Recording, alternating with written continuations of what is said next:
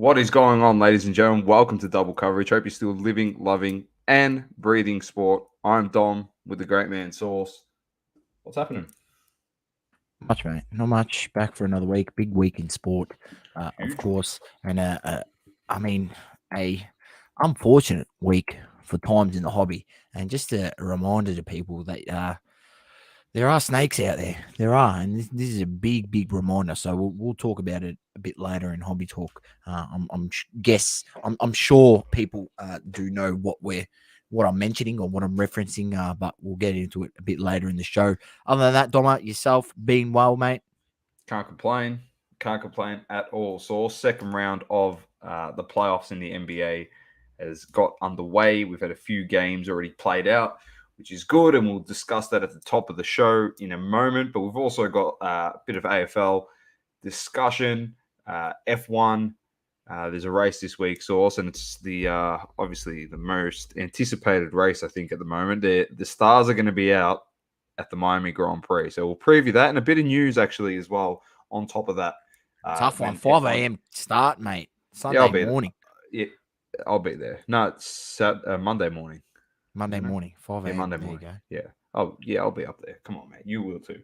EPL, Champions League, UFC, Le Mans of the Week, and Hobby Talk. But we'll start with the NBA. And actually, we'll get to the people here. So, James, how you going? Global, welcome. Matty Tabe, what's happening? Not sure what I'm talking about with the F1. Yeah, it's actually very good. It's pretty common news. If you followed our stories, you'll know exactly what I'm talking about. Let's start with the NBA Source. Second round matchups have begun. We're going to start with the series that you wanted to see, you're excited to see, and that is the Heat versus the Sixers. Mr. Back Up Your Bus, Doc Rivers against the defensive unit of the Miami Heat with the sixth man of the year, Tyler Hero, Source, who is not finished anymore now that he's playing well. Everyone's loving him again. So just your thoughts on this series so far? The Heat are up 1-0 in this one. Yep. Look, if anyone's looking for a Tyler Hero Panini 1-on-1 RPA, look no further. Get in my DMs. I've got one for sale, ladies and gentlemen. It's up on my story at the moment, so feel free to contact me. Look, I had all belief in that he was going to be a good player. I said to people, we see this so many times with guys, second year, they sort of get found out a little bit in their second year, and this is where we see the elevation of certain guys' games and certain guys in that after they get that second year, they get found out a little bit. They sort of go back into their shell and they don't evolve into the player that we once thought that they could be when their rookie cards dropped and they had that potential. I would have to say Tyler Hero has well and truly lived up to his potential thus far. And, somewhat, some people may even say he's exceeded it. He's definitely a starter in this league. I think, it's just at the moment, that's the role he needs to play to fit in the Miami lineup. I think in years to come, he stays in Miami. Obviously, you've got a few older guys on the list that probably won't be there in, 3 years time, 3+ years time, and Tyler Hero will definitely be starting. He may even start next season. Who knows? But yeah, he's been phenomenal. He's been really good. This playoff series proved the fact that he won Sixth Man of the Year and deservedly so. Heat got the job done. They did what they needed to do. It's one thing for the Philly 76ers. It baffles me that it takes, Joel Embiid to be out for Tobias Harris to go, you know what, I need to step up and play. Now, is that the system that he's playing in? What he's asked to do when Joel Embiid is in the team? He's being asked to be more of a catch and shoot guy, and that's not really his role. He doesn't need the ball in his hands, plays well coming off the screens, has that little mid-range game, which is, was really good in the last game. I mean, top score, 27 points.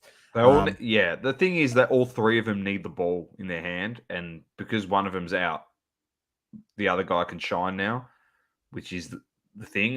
The other thing that I'll commend Philly on is the defense that they played for 3 quarters was unbelievable.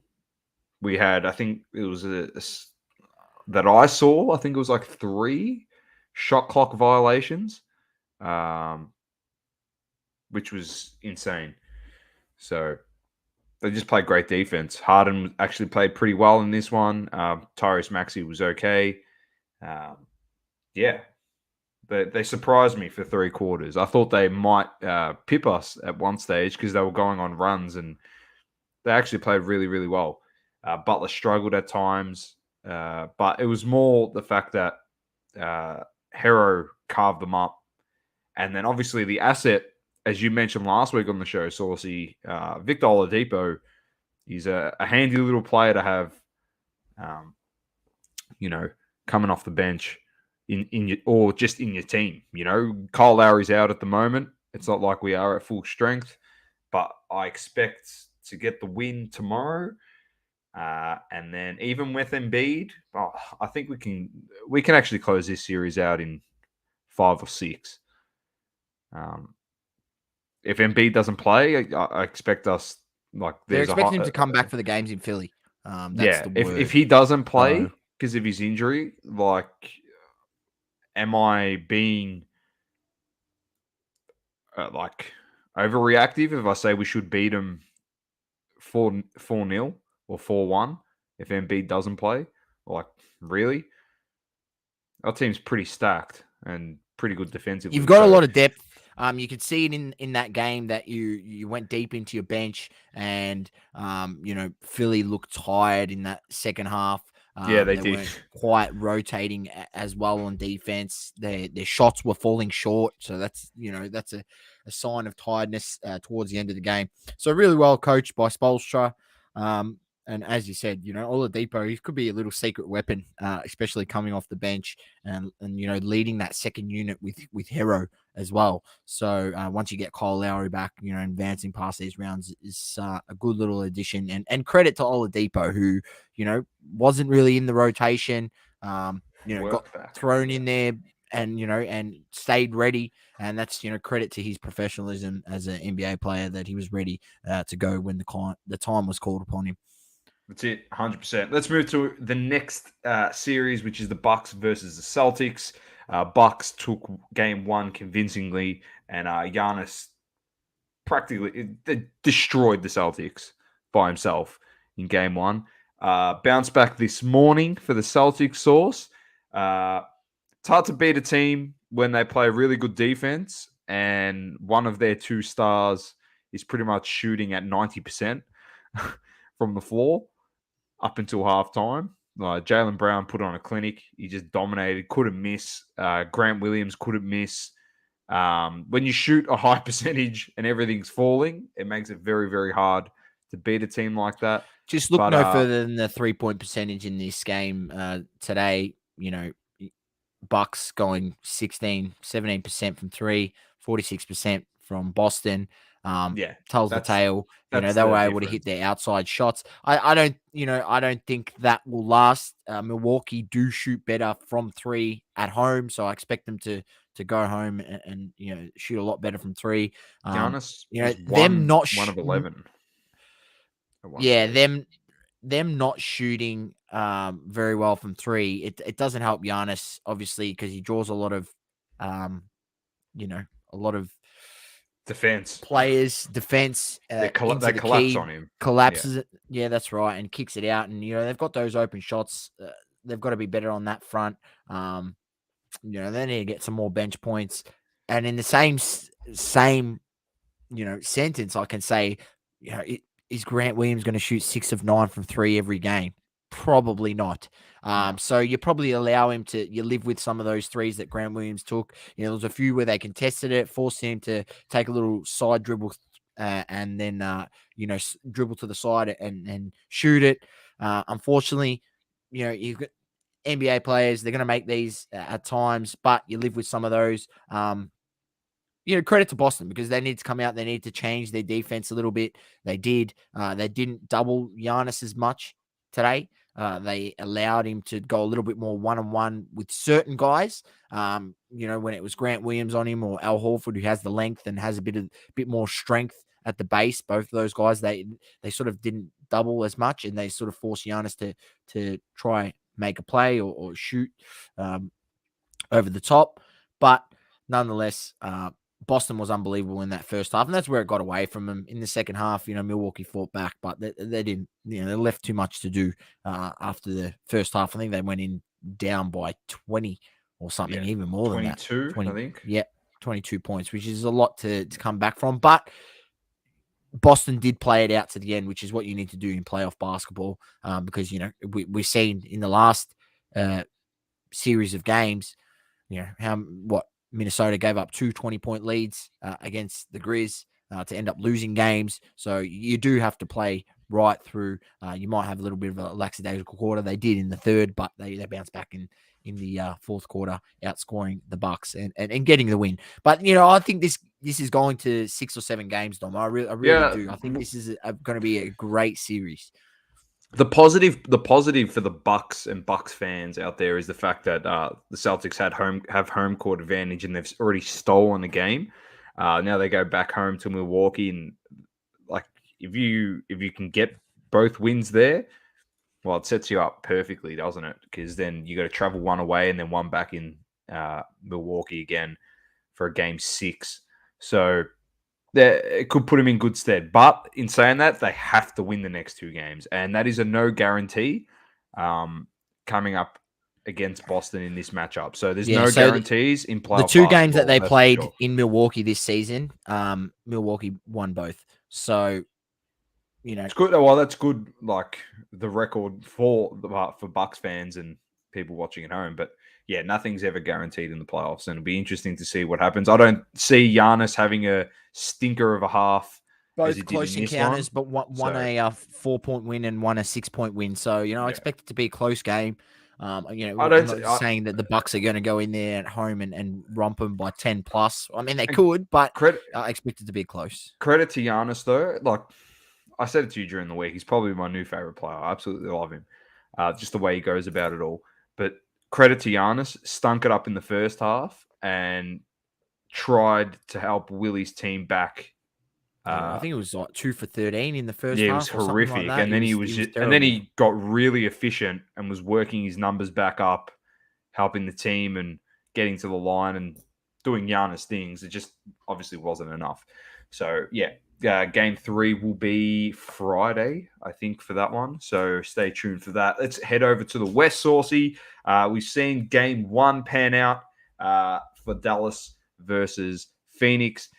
You can sum this up very, very easily. I know because you said to me what the reasoning is behind why Dallas have no chance of winning this series.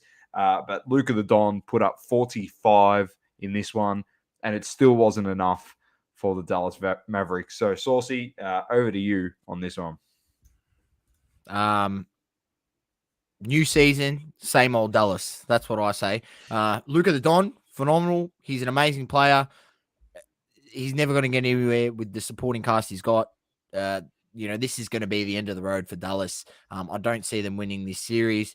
He was phenomenal in this game. I mean, he was shot 50% from the field, 45 points, 12 rebounds, 8 assists. I don't know what else you want him to do. He didn't have much help from his, supporting cast. They unfortunately, didn't do enough. And then on the other side of the ball, it was just an all-round, solid team effort from the Suns. Every guy in the starting lineup, in double digits, sorry. So, and then you had Aiden, who's just an absolute monster. He's going to feast in this series. I mean, starting center, Dwight Powell, unfortunately, he's just not up to the caliber of Aiden. And then when they go to the bench, they're forced to play Maxi Kleber on him. He'll just eat him up every time. And look, Aiden is sort of slowly, he was a number 1 pick. Just don't forget that, ladies and gentlemen. So it's not like he's a scrub. He was projected to be a very, very good player. Probably took a little bit longer to develop than some people thought. But he's not. He's not like a Joel Embiid, unbelievable big man like that. It just has it all. He needs to get to his spots, and that's why I think he really fits in playing with a guy like CP3, because CP3 is so smart. He really, really uses him, brilliantly off the pick and rolls. And we've seen Aiden just add that little bit more skill to his game. The little the free throw line jumper, the little floater. There's a few more things in there that he's added to the package, and he looks dangerous. And the Suns look dangerous in this series. I just don't see. I'm not saying that they're going to get done 4-0, but I just don't see where the rest of the score, like if no one else can at least get 20 points, where's the scoring going to come from? The thing that helped New Orleans against this Phoenix side in the first series was the fact that they had a big guy that killed Phoenix on the offensive rebounds. That was the thing. Like, they got out hustled, and because they got out hustled, they got the opportunity to put the ball back in Ingram and CJ McCollum's hands, or to draw double teams to kick it out to shooters more often than not, because they kept getting O boards. And that was the thing. The hustle kept them in the game.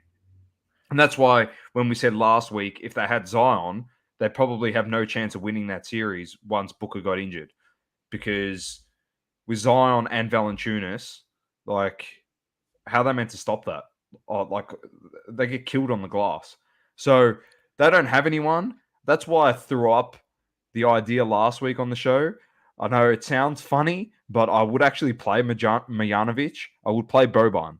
Not for the fact that he's like some gimmick guy. We've seen he can actually be effective in the playoffs as a big guy. Why not? Powell and Kleber just not up to it. Like, Aiden just kills him.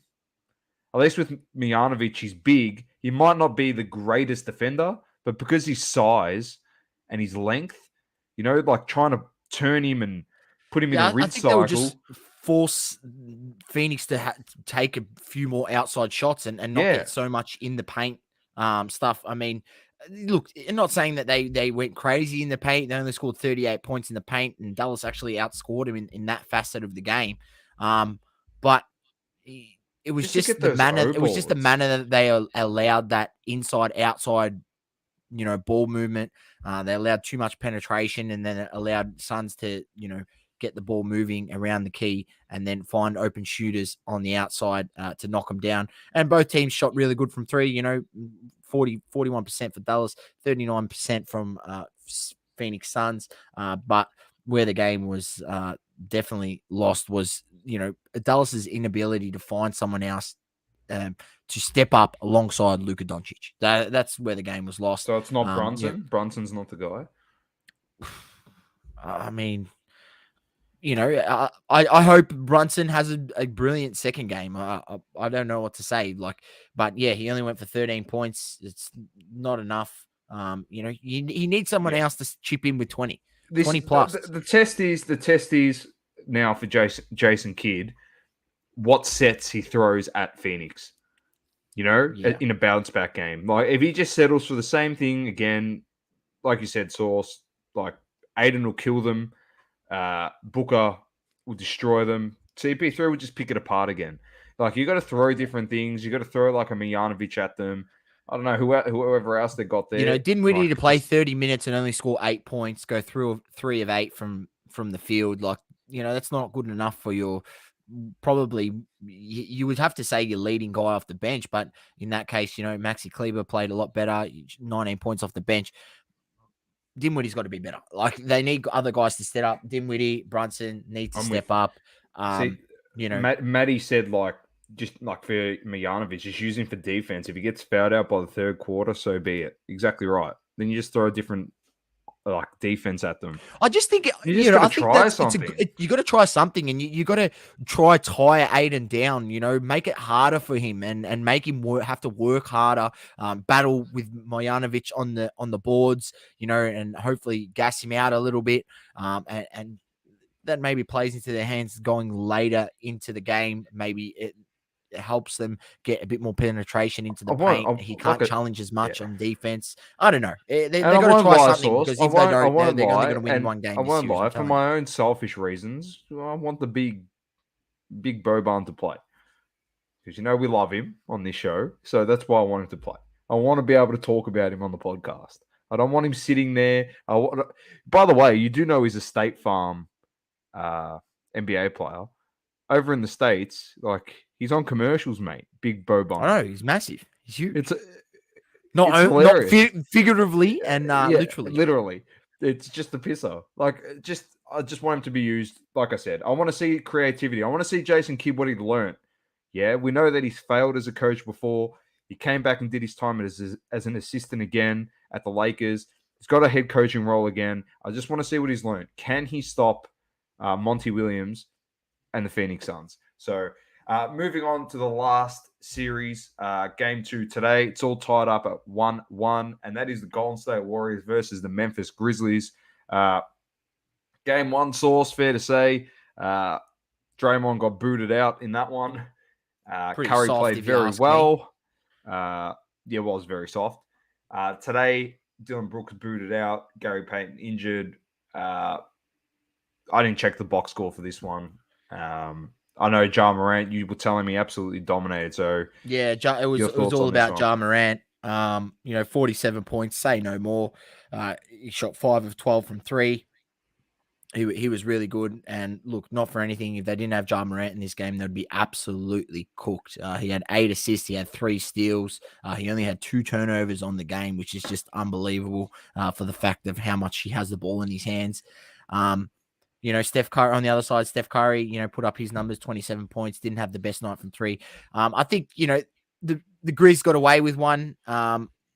Golden State did miss some wide open threes. They only ended up shooting 18% from 3 on the night. And that was the tale of the story in the end. I mean, they lost by 5 points and they went 7 of 38 from 3.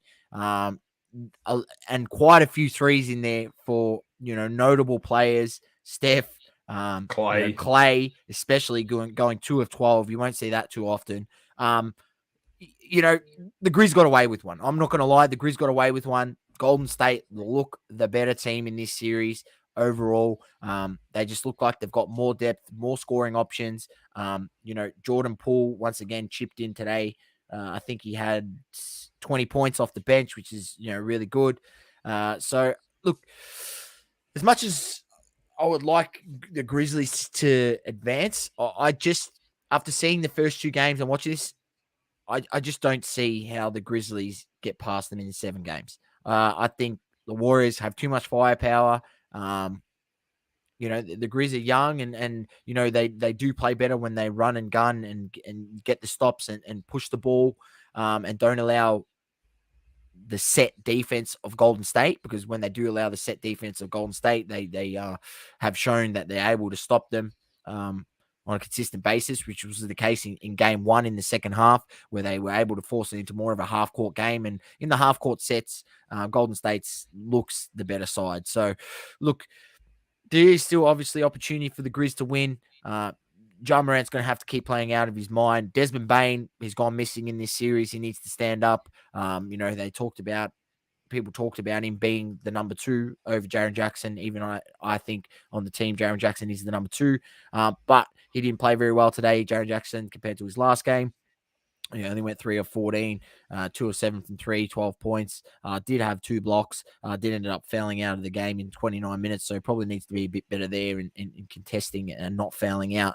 But nonetheless, I still think the Warriors have got this series. I think it could be like a 4-2 series. Grizz might win 2 games. But yeah, I think it's definitely the Warriors series to lose, in my opinion. I just think they are playing better basketball, and they've got the Grizzlies matchup. I mean, Ja Morant, I don't know if Ja Morant struggles, are the other guys going to step up? They have shown that they have stepped up previously in these playoffs, but in the first 2 games, they haven't been there. They haven't been there. The Bane stepping up. Dylan Brooks is usually another one that can step up and put in numbers. He did last year in the playoffs. So, that's the challenge for the Grizzlies, in my opinion. If Ja Morant fails to show up, are the other guys going to have enough there to step up? He failed to show up in game. He sort of failed to show up in game 1, and they didn't get the win. But he showed up in game 2, and they did get the win. So, take of it what you will. But I think that's where the series is going to be won and lost. If the Warriors can nullify Ja Morant's impact and It sounds as simple as that, but I really do think, and when I mean nullify, I just mean don't allow him to go for 50. Like I'm saying, keep him to a modest 25 points, and he's shooting like 10 of 25 or something like that. You know what I mean? So, or shooting like 8 of 18, where it's not, he's not shooting, he's shooting around 40%, 42% from the field. So if they can keep him to that and nullify his impact, they'll win the series. That's it. James says Clay needs to lock in and it's over.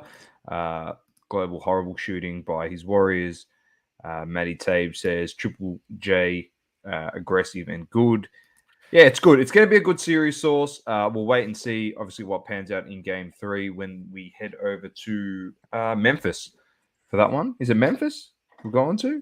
I think so. No, yeah. Golden State goes back to Golden State. Oh, was the first 2 games played in Memphis? Yeah, Memphis finished second seed, so they had the higher. Oh, that's right. Okay, seed. very nice. So back to Golden State, and this is what I mean. Golden State went in there and stole the game. So this is what I'm trying to say. Like, I'm edging it to Golden State. They went in there. Yeah. They've taken back home court. We know how good they are on their home court. Once again, I'm not saying that Memphis can't win it on their home court. They most definitely can. But I just like the way that Golden State is going about it at the moment.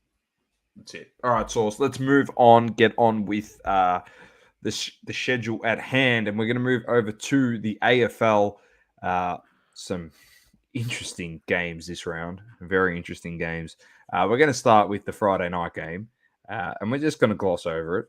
And the Tigers 25 goals, 15, 165, defeated West Coast 8 goals, 856, 109-point shellacking. The dirtiest player in the game, Tom Lynch, kicked 7 in this one. 7 goals, 5. He probably could have kicked 10. He misses some absolute, like cake goals, mate. It's just ridiculous. See this? They were too good. It was good to watch Witches hats. It was like there was construction going on, mate. There was that many Witches hats on the field for wearing yellow. We did say that West Coast was going to be average this year, and first few games in, obviously they had the issues with COVID and injuries and that. Yeah, but they snuck a win over the Pies. I mean, Pie supporters should be absolutely filthy with that. They snuck a win over the. Even North beat them. Right? It's just, this is truly where the Eagles are at, and it's been such a fall from grace because Doma, they've got so many guys that played in that grand final just 4 years ago, still on their list. They do have a lot of injuries. The grand final. I get that. Like, there's no Yo's out, came back in last week, got injured. Dom Sheed's out. Tim Kelly looks like a shadow of himself, to be honest. Nick Naitanui out. Tim Kelly looks half the player he was when he played for Geelong. I don't know what's happened to him. I don't know what's happened either, to be honest. But, they're struggling. They're no good at all. We'll move on to some Saturday games. Don't get too excited, Tigers supporters. No, I mean, West Coast stink. I actually think Essendon might have a chance to beat West Coast when we face them. Well, you'd hope so. Saturday games, Giants defeated the Crows. Like you messaged me, Source. Inexperience, like young and inexperienced, definitely shows eventually. And it does slip through the cracks. Look, let's not get too excited on the Crows, because let's not forget that they started like 4-2 last year or something like that. Then they just fell off a cliff. I'm excited for the young guys that they got and how well they're playing and like the future of Adelaide Crows. But like, I'm not excited at the point of like, they're going to make finals. We're going to see these inconsistencies, Dom. We are going to see them. But it's good to see that they're super competitive. That's the main thing. Obviously not this week. They got done by 10 goals. But at least they've definitely put something out on the park that's a lot better than last week. Unfortunately, Brodie Smith injured again with that horrific... Global says, you can lick my toes, Doma. Have you seen my super coach rank? No, but I did mention to Source pre-show how well you did. So, what is your rank? First of all, chuck it in the comments. Put your score in there as well. I'll bring it up on what you scored. It was over 2,600, so very nicely done. All I cared about was getting the win in our league. We'll move on. 10-point winners, the D's over the Hawks. The Hawks came storming home in this game. Absolutely storming home. Yeah, I think the Hawks are going to be a top 8 side. I really do. I think I've watched enough football this year. Yeah. Yeah, this Okay. year. Yeah. I Okay. think they're only 3-4, Dom. So it's not I've like got their to bring the season's ladder up. over. I'll get the They're, ladder up they're, this week. Yeah, they're only 3-4. They've played 7 games. They've been very competitive in games, and they fight to the final whistle. They could have well and truly gone away in this game when, the D's went out to a bit of a lead, but they fought back, and they only lost by 10 points against the best team in the comp. Yeah. That's pretty good. I think the Hawks are well and truly good enough to win 10, 11 games and sneak into that 7th, 8th spot on the ladder. I don't see why they can't. I don't see why That's Hawthorn fair. can't play finals this year. I've seen it. I've watched a bit of football. Their young side, once again, they're going to have inconsistent performances.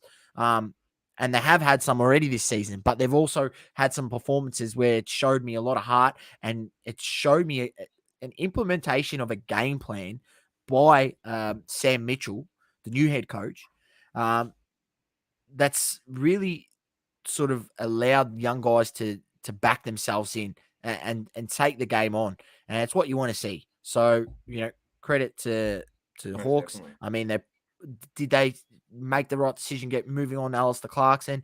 Time's yet to tell, but in his first 7 games, Sam Mitchell's doing a pretty good job. I think the Hawks can actually make the 8 this year. There you go.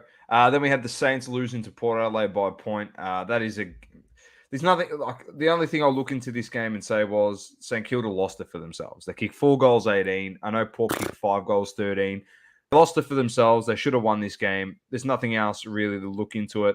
His global score, 2,639. He's ranked 587 out of 168,000 players in the game. So that's pretty great. good.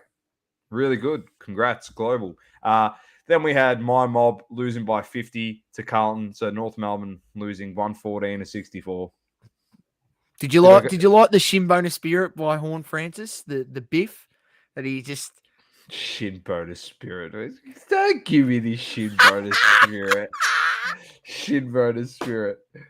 Well, that's what it was. When I was watching that game, and then it started to just go pear-shaped, It's mate. called Upside fucking down football sauce. What the hell's right. It's called football.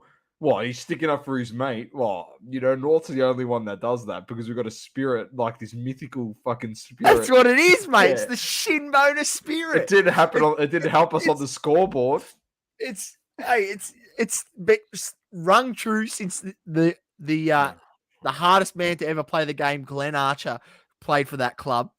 And the shin bonus spirit has rung through. Honestly, and that's the only way you can show it these days, Dom. That is honestly that is the most disrespectful thing like North Melbourne have done to one of their own. Saying like he's a true shin boner, he's got the shin boner spirit. No, he's just a freaking great aggressive footballer. He's a great defender, Glenn Archer. He hasn't got this mythical thing that makes him better. He was actually good. Like, is that it? Like Stephen Silvani is like in the team of the century, one of the best defenders. Can you tell me? I don't even know, mate. I know what shin splints are. That's what we had on fucking Saturday.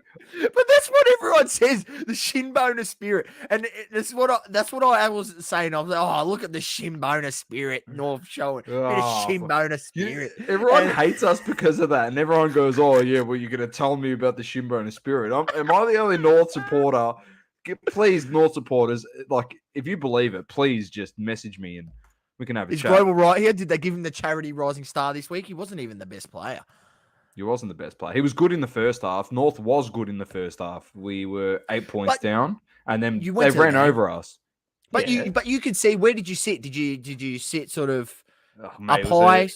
Yeah, I did sit up high. I could see everything that was happening. That's right. So when you sit up high at the game, you can see how the other team outspreads you, outworks you from the contest. It literally looked like Carlton had freaking 35 men on the field. Every time we went to a contest, there was one North player, and there was just like 4 Carlton jumpers around the ball. Just outworked. And that's why, going to a game, look, don't get me wrong, watching it on TV is brilliant, but if you can go to a game, you see it all pan out so easy. Where you're up high, not first level because you can't really see it, but second level, third level, you can see how the game pans out, and you can see how your guys don't work as hard as the other team. And it's what Carlton I see with Essendon all the time. And, you see it with your team, and you can just see how the other team just outworks you. Carlton was horrible in the first half. Like, they didn't play great at all. You know what I mean? They were just fumbling, turning over the ball. They were no good. But it just shows like North got down and then we were down by 21 at one stage and we fought back, you know. But You kicked 4 in a row at one stage and you bought it yeah, but back the or thing that something got like us that. back into the game was one, Goldstein is 10 times the ruckman of Tristan Jerry, and it was evident on. I know there was no Pitnett and they had no ruckman, so they had to use De Koning and stuff, Carlton. But you're telling me like Pitnett would have been competition for Goldstein? Goldstein would have given him a bath. Like he's just shown that he's still a great ruckman, and he helped. He really does help lift the midfield. Like good service in the ruck contest to Horn Francis and Simpkin and guys like that. But it showed when the going got tough for Carlton, when their game plan gets used on them and there's a lot of pressure put on them, you can force them to make a lot of errors. So, that is the formula to beating them. Do I think they can win a flag? No chance from what I saw on Saturday night.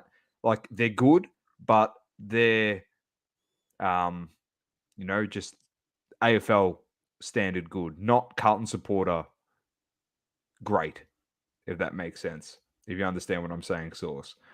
Their ability's been heightened by their fan base to be of some mythical sense in football for the 2022 season. They are a good side, a very good side. Improving but side, and we've definitely they're improved a on good last year for side. sure. Yeah, they're an improving side. They are not near a great side just yet. They've still got a bit more work to do. But I'll tell you what, that forward line of Mackay and Charlie Curnow gives me fits. Like It's watching dangerous. that. It's good. Like, It's good. mind you, They've the got the guys that we smalls. had They've got on the them. smalls that are working down there for them now, which is good. I think it's Owies is his name. He gets down there front and center, and there's a few other lads that they have, which is well done for Carlton. But don't get too excited. The We'll last beat North. game on Saturday, and this was probably the most important one. I know we spent time on North because that is the team no go for, and we always spend a bit of time on Essendon as well. But the most important game was played down at GMHBA Stadium in Geelong, and that was the Cats versus the Dockers. And they are the real deal, the Fremantle Dockers. They are the real deal. No Ruckman, no Fife, no Taberner, and they got the job done against Geelong. Now, I know someone that is a very passionate Geelong fan. You know who that person is too, Source. All right. And he said to me, if it wasn't for Tom Stewart in that game, Geelong would have lost by 10 goals. That's what he said. He said that's how good Fremantle is. He said all people. I'm sure it had 40, by the way. 40 yeah, Aussies. you know what another person said that may be a relative of the person that goes to Geelong. They literally said if they just tag Tom Stewart out of the game, like actually tag a defender, tag Tom Stewart, they would. Well, he had 14 marks, and a lot of those would have been in defence. Intercept marks too. They would have killed them. So that score line there actually isn't the true reflection of what could have been an absolute massacre of the Geelong Football Club at home. So the Dockers are the real deal. It goes Melbourne, Brisbane, Fremantle. They are the top three sides in the competition. We'll move to the Sunday games. We'll gloss over some of these. Collingwood got the 25-point win over the Suns. Good win by them. The Dogs bounced back. They beat your mob Source by 32. Yeah, look. Good on Nick Martin. That's all I'm saying. He's a gun. Yeah, he signed a new contract, so well done for the club for getting him signed on for future seasons. Look, we just showed that we're just not a good football side because we can't play 4 quarters. We have a lapse in a quarter and it gets away from us, and that's it. That's the game. And it happened again this week. And, until they can fix these issues within the club, we're going to stink. 1-6, season's done. And I'll listen to Luke Hodge on SEN this week. It had a bit of a chat about Essendon on the Jared Waitley show. You're saying that the season's not done. You can't write off the season at 1-6. Over. I'm writing it off, mate. The season's done, and it's about now getting the players and putting the players on the park that want to play the way that the coach has set out to play. Because there's clearly players that are not executing their job to their best of their ability. And it's evident. Look, Doma, we over handball the ball. We win a center clearance and we try handball the ball back 2-3 times before, instead of just getting the ball moving forward and kicking it to one-on-ones. We refuse to kick it to one-on-ones in our 50, and we have such slow ball movement. It just allows the other team to flood back. Then when we do kick it in, we fail to lock it in. We are the easiest team to score against from defense to attack. When I'm saying from our attack, in a sense, like rebound. We are the easiest team in the comp. By statistics, we are the easiest team in the comp. And it showed that, if anyone watched that game, you see it happen to catch a replay, you'll see that there's multiple times where we go inside, we literally takes us 15 possessions to go around to get it inside our 50. And then we go inside our 50 and it rebounds out. 5 possessions is down the other end. And they're having a shot 35 meters out right in front, And that's how quick it gets down to the other end. 4 or 5 possessions, and they're having a shot on goal, mark inside 50. And it happened multiple times on the weekend. It's not good enough from the club, and they know this. This is what's disappointing. Essendon knows this. Zach Merritt's been on SEN. Andy McGrath's been on SEN, publicly saying that they know that this is the case. They are aware of this. It doesn't change. So look, I'm at the point, as I said, Doma, I'm at the point where I don't expect much from my football club anymore until they start delivering and maybe have a start to a season like the Carlton Blues did this season, or like Fremantle has done this season. Then maybe I can get excited. Then maybe I can get on board. But until that point, we just have to keep developing our younger players and hopefully.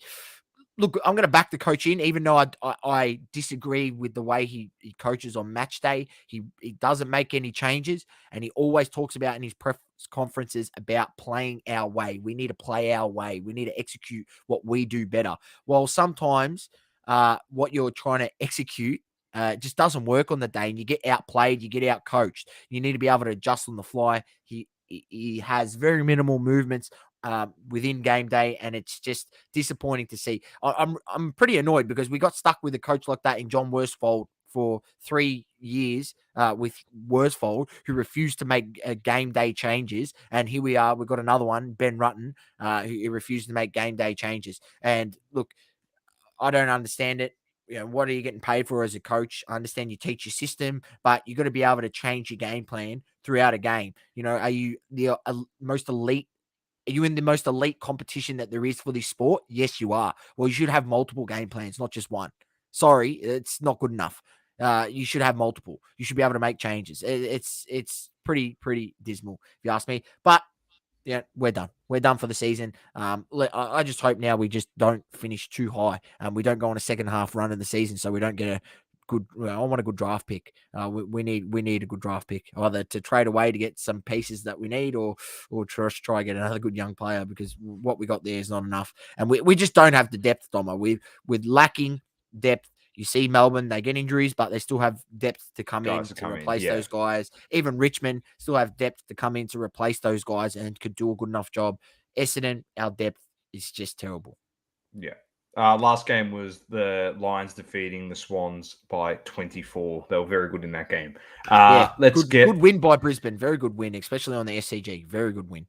Let's get to the ladder very quickly. I'll just quickly bring it up. We've got to start getting a bit of a move on here. If it wants to come up. Oh, guess what happened, Source? I've lost permissions again. That's just fucking great. I don't know how, but I have. But Melbourne's on top. The Lions, Freo, St Kilda in fourth. Thanks, Source. Fuck, what a nightmare. There it is there on the right. These on top: Lions, Dockers, Saints, Swans, Blues, Cats, Magpies, Tigers, Bulldogs, Hawks, Crows, Power, Suns, Giants, Bombers, Kangas, and the Eagles. Your boys aren't on the bottom. Unbelievable, Doma. Yeah, but that rounds out the ladder.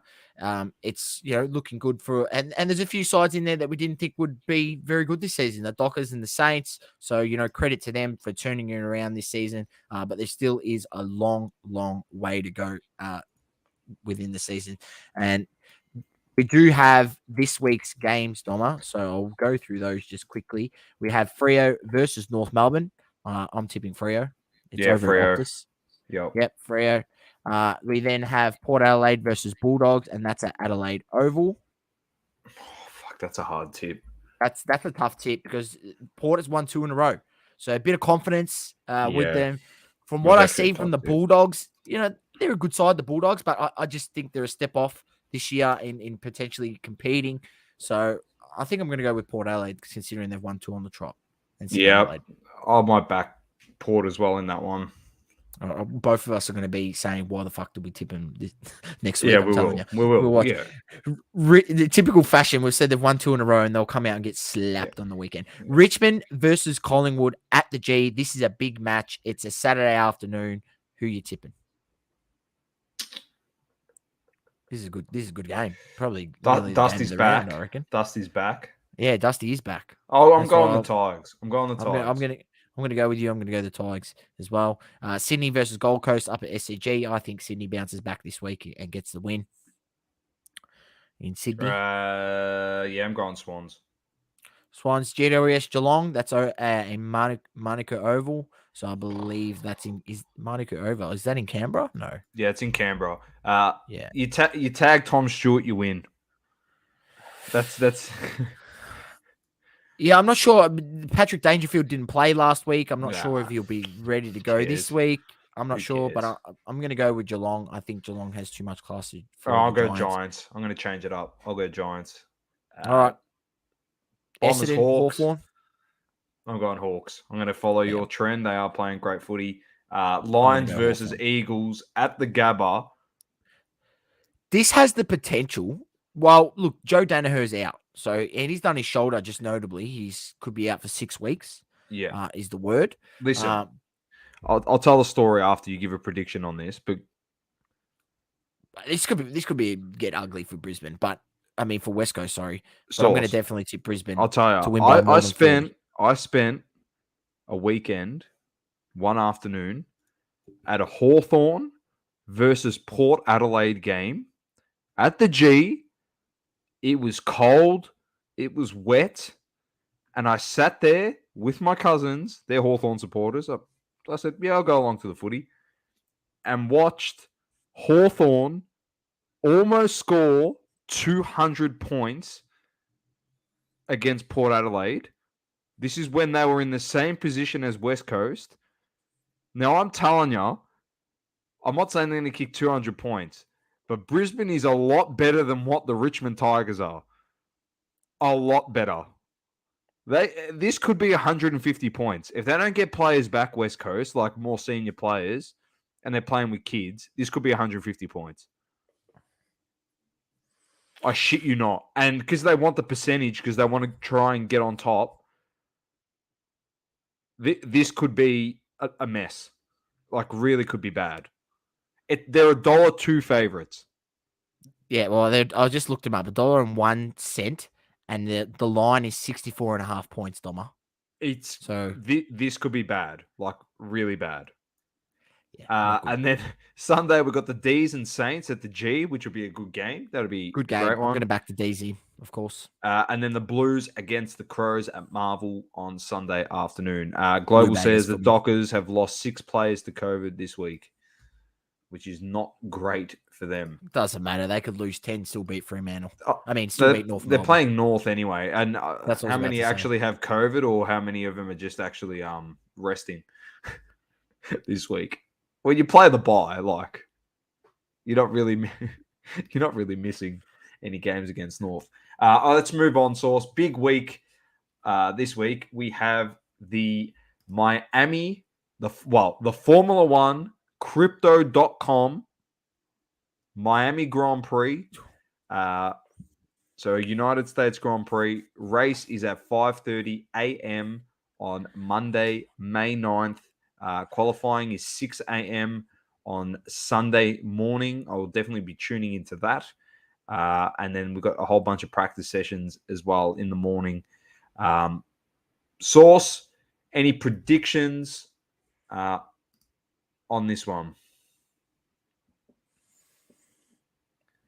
No predictions. We need to see Three, who's got the three, speed. three DRS zones on this Yeah, one. well, I mean, yeah, that's 57 interesting. laps. Compared to last race, they only had one DRS zone. 57 laps, 3 DRS zones. It's going to make for some good overtaking. I think Red Bull's... I can't show my Supercoach Team Global because the fucking share screen thing is stuffed up again. Even though I went to my security settings and it says that the screen recording is actually enabled for Chrome. So, fuck. You've lost the plot, mate. Yeah, my computer's lost it. Anyway, yeah.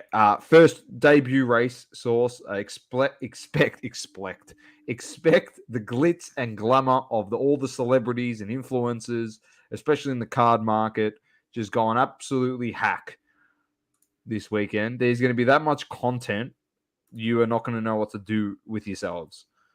So I'm gonna bring this up. There's the track there, ladies and gentlemen. All my links. There's the track there. As you said, 57 laps of 5.4 kilometers in total around the track. Total race distance 308 kilometers. Oh, man, the fact that this has got 3 DRS zones, I'm liking I'm really gonna like Red Bull's chances and Verstappen again this week. Really, really good straight line speed. Yeah, two really nice, 3 nice DRS zones for them, and 2 really nice straights. I mean, this sector 2 here, even though it's got a bit of a curl to it, but that's essentially a straight. And then you've got that sector 3 that's definitely a straight. You can see that there. It's going to be a massive DRS and overtaking zone for guys. They had blistering speed on the straights, did Red Bull. So I just can't see, unless Ferrari has found something on those straights, where Red Bull doesn't have enough pace to win this race. Now, we will obviously get a bit more with the qualifying and see where it all pans out. But, following on from last race, I'm with Red Bull. I think this is Red Bull's race to lose, especially with how many straights there are. I was speaking to Manny this morning about it, and I said Leclerc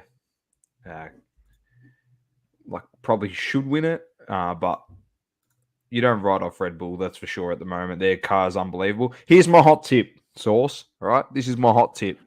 Carlos Sainz actually finishes the race this week. That's my tip. He actually finishes. All right, that's all I'm saying. I'm not trying to predict because it's actually very tough to predict who can win the races now because Red Bull and Ferrari are pretty close. But Carlos Sainz to actually complete a whole entire Grand Prix. That is my prediction. I sent you a article. If you can bring this up, this is the news, massive news.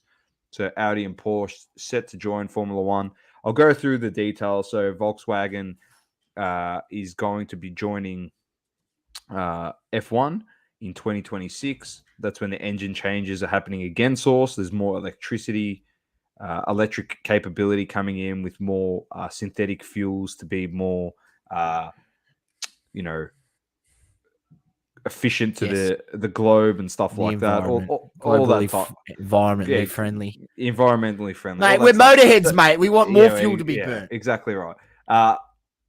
So Porsche is expected to supply their engine to Red Bull. And in doing so, Red Bull is going to be called not Red Bull anymore because they're linked with Honda. It's actually going to be called Porsche Red Bull. So Porsche is actually going to be in the game under Red Bull. Audi, not sure how they're going to be involved at the moment, but the rumors are they may link with McLaren and potentially work their way in like that. But this is massive news. Herbert Dice for Volkswagen said you need about 5 to 10 years to work your way into this sport. And he said it's a perfect opportunity for us in the next 5 years, obviously, to build our engine to the capability so we can actually enter the sport. There's actually, I read somewhere that they're actually going to be taking a step back from some of the other racing competitions that they're involved in, Porsche, to focus solely on Formula One. So they're going to be pulling funds out of other racing competitions so they can use those funds and drive it directly into their Formula One team. So massive news, That's good. bit of a shake-up. Awesome for the sport. The only German-made engine in the competition is by obviously Mercedes. And to get Volkswagen Group on board is going to shake up a few things. And, popularity with it at the moment is a great move, if you ask me. So, yeah, just a bit of news there, Saucy. We'll move on. Bit of EPL stuff. We'll run through it very quickly. United and Chelsea drew 1-1. Of course, you know who scored in that one. The GOAT. Liverpool defeated Newcastle 1-0. Man City defeated Leeds 4-0. Brighton 3-0 over Wolves. 2-1 win for Burnley over Watford. 2-1 win over for Crystal Palace over Southampton. 2-0 win for Norwich. Big win by your boy Sauce. 2-1 over West Ham. The Spurs get the 3-1 win over Leicester. Everton defeat Chelsea 1-0. And my boys yesterday morning defeated Brentford, which I thought we were actually not going to win this, but we did. And of course, once again, the GOAT scored. So good stuff there. It's coming. He scored 19 goals this season. I believe he's on 19 goals. Pretty good return. Yeah, the problem's kicking goals apparently, and that's he's kicked. I've seen a stat. He's kicked like something like second most to 10 of your last 12 goals that United scored or something like that. 9 of your last 12 goals. Something ridiculous. There was also another stat that Marcus Rashford was going to replace those 9 goals, wasn't he? Yeah, if Ronaldo wasn't there, along with Mason Greenwood, who's Martial would have still been at the club kicking, banging in goals. Yeah, no comment. Somebody did the stats. Source, if you take away all of Ronaldo's goals that he scored for United this season, not to say someone else wouldn't have kicked them, but, all I've heard from haters of Ronaldo, supporters of other teams and stuff is that he's a problem, this and that. He's shit for locker rooms and this and that. If he's that shit, like, he shouldn't be doing what he's doing. Anyway, besides the point, we'd be 10 points out of relegation zone without the Ronaldo goals. And 10 points out of relegation zone. And I looked at the teams behind. There's 4 teams behind that spot we would have been that are only 1 point behind United. So they would have been battling literally for like 5th last, 6th last if he hadn't kicked the goals. So anyway, besides the point. Adam, how you going? Nice to have you on board. Mason who? Yeah, Mason, Jailbird. That's what he is. Only goal he's scoring is not getting it done in the showers, dropping. Oh, Jesus. That's about Greenwood. Christ almighty. Might have to save that one. we might have to save that one for what are we doing here? You wait till that episode comes out, ladies and gents. Oh my God. We had fun recording that. Upcoming games: Brentford, Southampton, Burnley, Aston Villa, Chelsea, Wolves, Crystal Palace, Watford, Brighton, United, Liverpool, Spurs, Arsenal, Leeds. Tell you what, Liverpool could do you a big favour against the Spurs this week, Sauce. Leicester, Everton, Norwich, they need to West win, Ham. so it's not like they're gonna go easy or they can rest players. That they got to win. Exactly. City, Newcastle, and then Wednesday morning, the day of the next pod is Villa versus Liverpool. All right, Sauce, moving on once again. We had the Champions League this morning. Liverpool qualified. I was going to say, we haven't forgotten about that. Liverpool qualify 3-2 over Villarreal. Villarreal score twice. They got back into the game before half-time. 2-2 it was on aggregate at half-time. Then they lost the plot.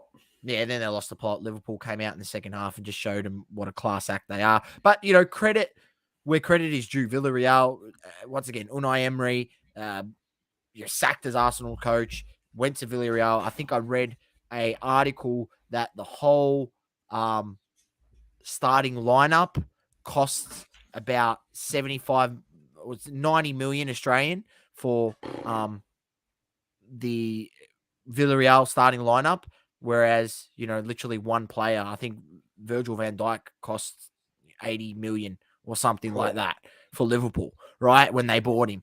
So, or 71 million or 72 million. So, fighting a uphill battle. They put up a good fight. They did really well to get this far in the Champions League, but big games tomorrow, though. The big game the is big tomorrow. game's tomorrow, and I'll be up at 5 a.m. Don't you worry about I'll that. be This up with going your to be an sauce. absolute cracker. Man City Casemiro versus... back in for Madrid as well, so big inclusion for them. All right, speeding along, UFC. You got anything to report?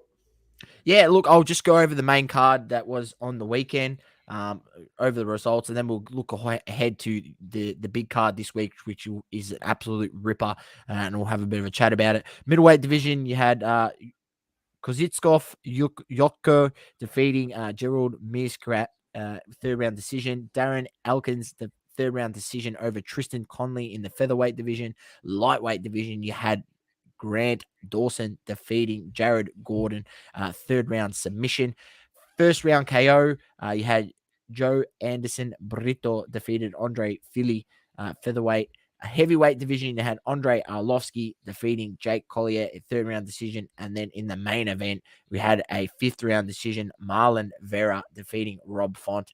But it's all looking ahead to this weekend, Doma, where we have a huge card. This is absolutely a ripper card. UFC 274, one of the big boys on the card. You had lightweight. You got Donald Cerrone against Joe Lazone. I'd expect Joe Lazone to get the chocolates there. Donald Cerrone hasn't looked too good in his last few wins, last few bouts.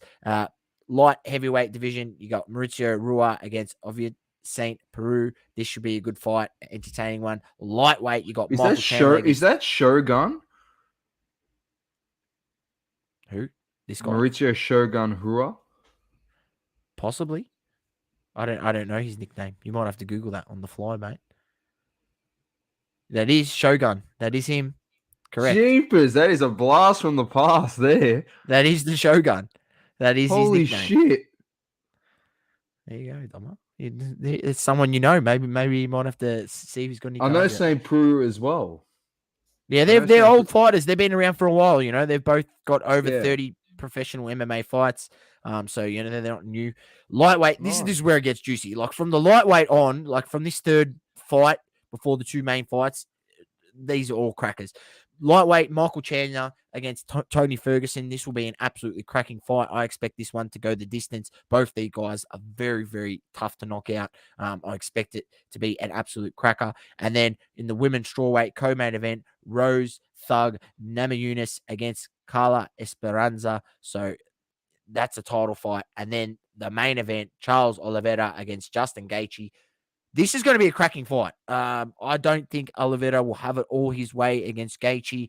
But, Oliveira has shown new levels to his game in these last few fights. I think he'll do enough, the champion, to hold on to the belt. But he's improved his chin. Earlier fights, Oliveira would get knocked and he'd get wobbled easily, and he would sort of get phased a bit. But he's shown me in his last two fights how he's able to take a punch, recompose himself, change up his game plan. I really like the way he fights. He really uses every part of his body when he's in the octagon. He throws those little dirty knees when he's got the guy up against the fence. He'll knee the inside of the thigh.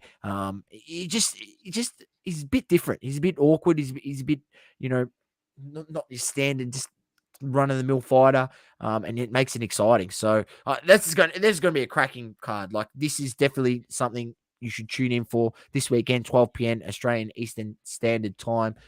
Check it out on your local guides if you aren't in our time zone.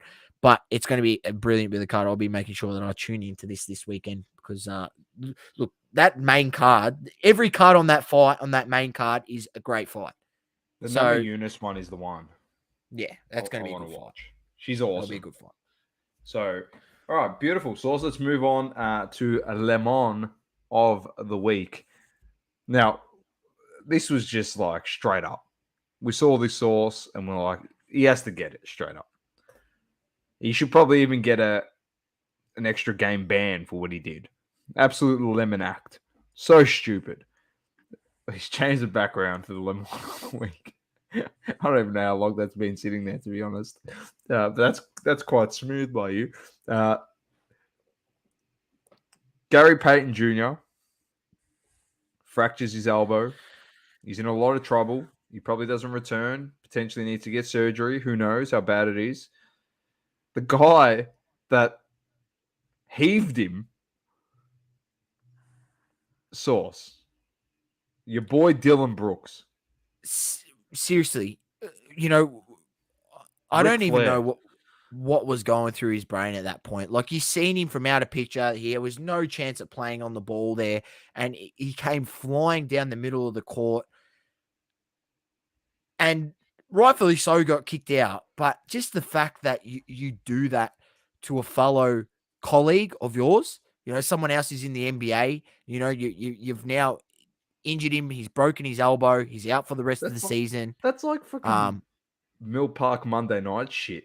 Like, yeah, that's the sort of stuff that you get in. That's the sort of stuff you get in Mill Park on a Monday night in Division 4, mate. You get absolutely hacks like that. That is something that is definitely not needed in the NBA. Gone are the days of Bill Laimbeer and that sort of rubbish. That's an utter disgrace. I mean, it just goes to show you literally broke the guy's elbow. It's an unforgivable act, and for that, Dylan Brooks, you sir are a lemon.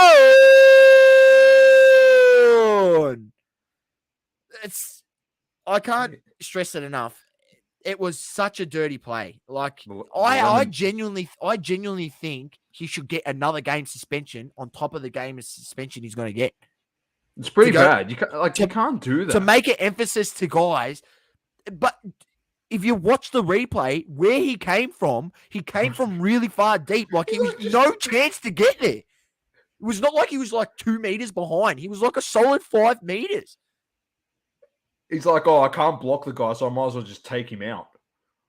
Like, it was pretty bad. There was no consideration there for the player. Literally no consideration. I know that's like the type of shit that I do to people when they try and dunk the ball when the game's finished with 10 seconds left, being smart asses. So, just get out there and just push them. But you know what? That's acceptable, because the gentleman thing is not dunk the ball. But besides the point, I don't do that. But honestly, you can't do that. You can really, really hurt someone. If you push someone at a bad angle... Well, you really can hurt someone? What do you mean? You fucking broke his elbow, man. No, I know, but you can have career-ending shit happen like that. Well, exactly. This is what I mean. Who knows? Maybe what happens this if he goes head first into that and he has a concussion that lasts for the rest of his fucking career? Well, if that's Gary Payton's left arm, he's a left-arm shooter. I'm not sure if anyone knows when... Andrew Bogut done something similar and really damaged his elbow, he could never shoot the same again.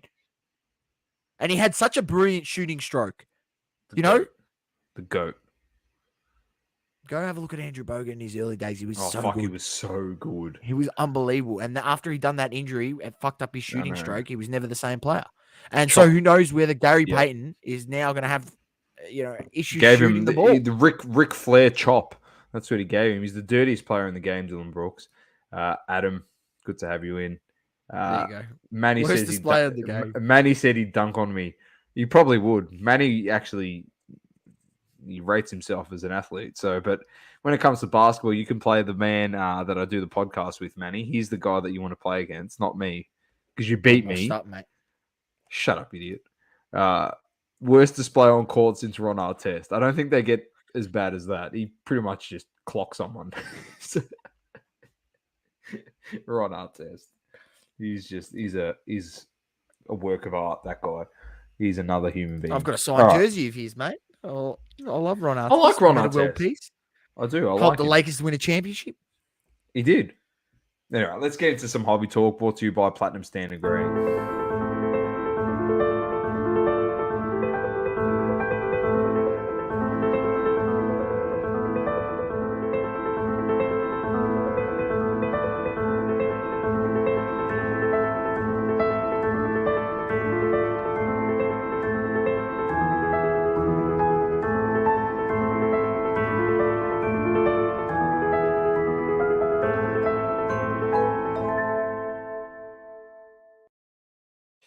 Thank you very much to the crew at Platinum Standard Grading. As you know, we do a bulk sub for them. Feel free to send your cards through to us if you are from Victoria.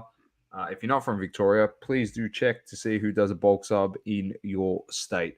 Good turnaround times, great product. I'm looking forward to getting our cards back very soon. They should be actually coming in a couple of weeks, Source, based on the turnaround time. So, but feel free to send some cards through to us.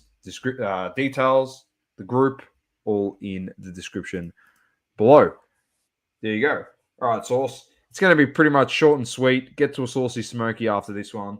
But I'll get you to bring up Golden first. Or do you want to get straight into... I can't share shit at the moment, unfortunately. Oh, jeez. Adam said Siakam destroyed Embiid's face and any chance we had to beat the Heat. Pretty much. We paid him. Kyle Lowry went up to him and said, listen here, young blood. You know what you got to do. For the respect of me as an old fella. All right, we'll bring this up first. We'll do Golden next. But Saucy, go for it. You had some discussions with some people in the hobby regarding this. Yeah, so I'm not sure. You probably would have seen this over the last few days. We will have a bit of a chat about it. It's a new trimming scandal, so this isn't something that's new in itself. In people trying to do this, very common in the hobby. It's pretty common. It's something that we've spoken about before on this show, but we just want to highlight that. I don't even know where to begin with this when we sort of give the warning to people, when they're buying cards or certain cards, like how they need to prevent this and how they need to prevent themselves from buying a trimmed card. It's unfortunate this has happened, but we always say when there is money involved and large amounts of it, in this case, there is also most of the time, some sharks and some very greedy people that try to exploit certain areas within the hobby for their own personal financial gain. And this is a prime example. So we can see here, this is obviously courtesy of Slabstock. Shout out to them putting this post together. Clearly shows where this card has been trimmed. So this is Contenders, Trevor Lawrence, rookie ticket auto. Can clearly see where it's been trimmed. So they've got all the markings. They have another one here, which is a rookie ticket Trey Lance. That's also been trimmed, where they've pointed it out as well. The worst part is these have all been trimmed and then sent into PSA and ended up getting PSA 10s. So, there's another layer to this that makes it pretty disgusting. Here's a Davis Mills rookie ticket that ended up getting a 9. As you can see, look how much he's actually cut off the card. That's a significant amount. You can see here, which is pretty crazy if you ask me. You can actually cut off that much of the card and still pass it through PSA. And I'm not going to shout out who this guy is, but yeah, he's a lemon. He's working with a bunch of associates that are doing something similar. There was another bloke by the name here by j.george.cards who had a massive story about dealings with this guy previously from 3 years ago. So this guy's been at this for 3 years, Doma, and has still yet to have any sort of ramifications. And who knows how long before this he's been doing it.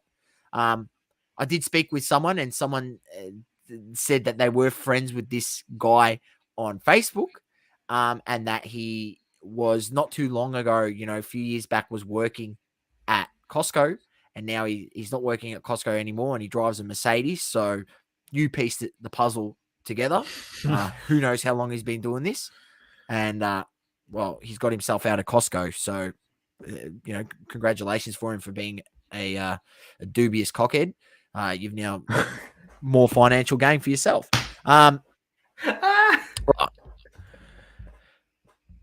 It's just unfortunate, Dom. The worst thing about this is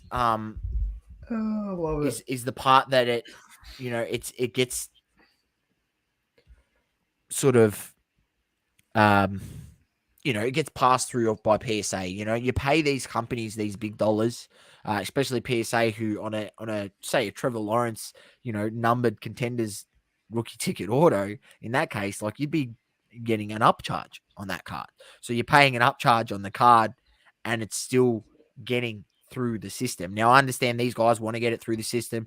I'm not going to say that this is fact or not. Who knows whether they have someone on the inside in PSA, allowing these to get through.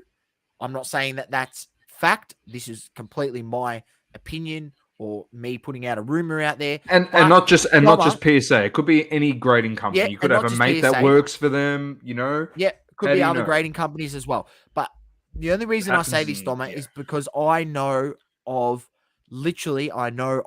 people that have done this similar sort of thing, but with insurance and false insurance claims, and having people within an insurance company to push these claims through. So how, if it can happen in such a big industry like insurance, and I would say insurance is a much, much, much, much bigger industry than what cards is, why the fuck can't it happen at PSA or BGS or through these grading companies? Why? Why can't it? So all I'm saying is the fact that it's disappointing that this is the case. How we prevent this as a hobby, we call it out, we block these guys, we report their eBay account, we report that the guy who did it, Kong's Cards, I will give him a shout out his name, make sure you never buy off him on eBay. We blackball him from the hobby. It's the only way as a community. We talk about it, we give it air on this platform, other platforms give it air, and tell people, make sure you block his eBay account. Make sure, you don't do dealings with the group of people who are involved in this. And, we try our best as a community to, blacklist these people from the hobby. As I said, he's been doing this for multiple years, for 3+ years. Right? You got to remember, not new to this. I like that analogy that you used, with the insurance, because insurance is a regulated industry. Cards is not regulated. Not at all. And grading, and Adam perfectly says, did you hear Steinberg from SGC on LTB? I didn't, but he said there's a chance if those cards were sent to SGA or SGC, they could have got SGC. They could have got through. Graders are only human. At least they have a buyback guarantee. James says, how can he be stopped if PSA is giving him 10s? Global says, can the real Trim Shady please stand up? That's a good one. I like that. Adam, I'll bring up your comment. I'm not reading this one. You've always got some of the best comments. None of them I can ever read on the podcast. I really can't. It makes me laugh. James says Kong's Cards up to monkey business. That's pretty funny too. Yeah, look, just note to people, the reason why he goes after these contenders cards is because it's a thick stock, a thin stock card, like a Topps paper card, it's sort of like an NBA Hoops really thin stock card. They're much easier to trim, and that's the reason why he targets these. You won't really see guys targeting it on like Prism or Optic because the card's a bit thicker, probably a bit hard to trim it with a guillotine or whatever he uses. So, maybe that's something to prevent yourself from buying a trim card. Maybe if you stick to thicker stock cards, thicker things like Impeccable or the Prisms and that, maybe it's a bit harder for guys to trim, even though I think Prism would be pretty easy. But I have never tried, so I don't know. I don't intend to try. Maybe that's a way you can sort of prevent yourself. But, yeah, it is just disappointing that that's the case. I did also see a rumblings, and I think I may have taken a screenshot. And let me see if I did take a screenshot. On someone, he did say. Adam N says, this trimming incident is the tip of the iceberg. We've got 3 Adams in here. How good's that? Yeah, I didn't screenshot it, but I did say so. I did see someone put a story about, obviously PSA's got their buyback guarantee, so they're supposed to buy back the card at fair market value and pay people out. This is the reason why people grade with PSA, and they say that PSA is the best company because they're the only company to have this buyback guarantee. Well, there was a story that I did see, and I wish I screenshotted it because I would have called it out, that someone has had an issue with a card in a similar sort of situation. They've tried to redeem this buyback guarantee, and PSA pretty much wiped their hands clean of it.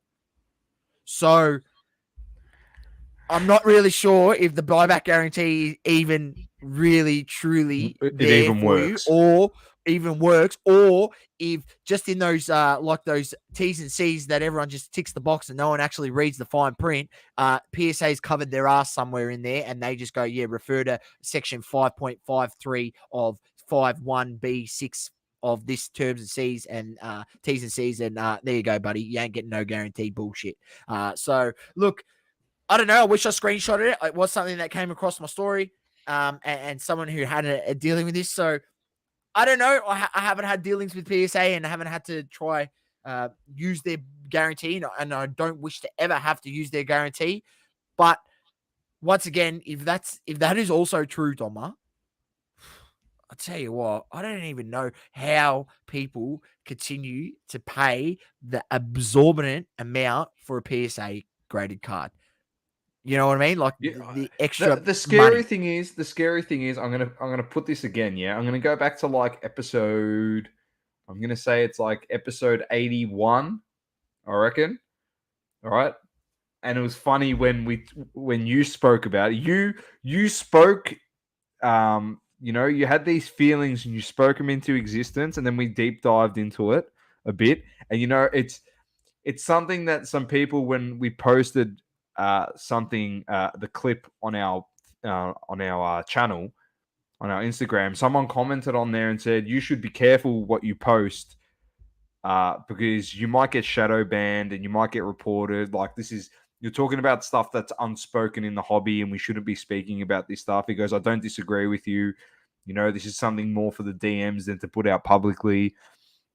And funnily enough, Source, what's to say when the Logan Paul scandal went down and you said, what's to say all the jungle packs and all the packs that were graded don't have fake cards in them, and we're buying these graded packs going, oh, it's vintage and, these are awesome. And I've got the first edition base set, and I could have the Zard in my pack and it's graded and it's worth this much money. And we did the pop report on all these packs that were graded, Yep, I remember. from these old sets, and PSA couldn't get it through and, wouldn't know if it's real, and BBC is authenticating these cases. What's to say that, how do you not know that you got a high-end PSA card that's trimmed? And you sell it to someone, and then the person gets it and goes, I'm returning this because this card's trimmed, and it gets confirmed.